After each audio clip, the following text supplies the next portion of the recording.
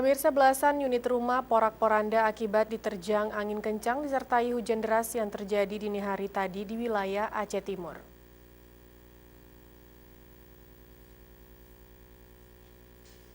Ahad pagi kemarin, cuaca ekstrim mengakibatkan belasan rumah di wilayah Aceh Timur porak-poranda. Sejumlah rumah yang rusak parah akibat diterjang angin puting beliung. Salah satunya terlihat di Desa Pusung, Kuala Idiraya, Kabupaten Aceh Timur, di mana 7 unit rumah hancur. Selain di desa tersebut, angin kencang juga merusak sejumlah rumah di Pedawa Puntung dan kebun kelapa Desa Gampung Jawa Idiraya, Aceh Timur.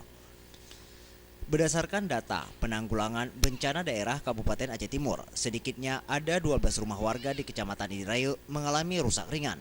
Satu di antaranya rusak parah. Menurut salah satu korban angin puting beliung di Desa Pusung, Kuala Idiraya, Zuriani mengatakan saat kejadian ia mendengar suara gemuruh angin yang datang secara tiba-tiba sekitar dini hari dan spontan ia keluar rumah untuk melihat asal suara tersebut, namun belum sempat dicari asal suara itu, rumahnya keburu dihantam angin puting beliung tersebut. Jam 6 kejadiannya. Angin kencang kali. Kami masih tidur, dua anak bertiga kami di rumah.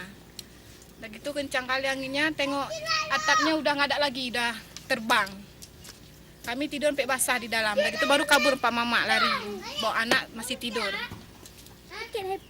Begitu hujan deras sekali. Suami pun nggak ada, bertiga kami sama anak. Harapan kakak?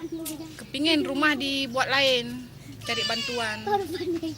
Kalau bisa rumah disuruh bantuan cari lain.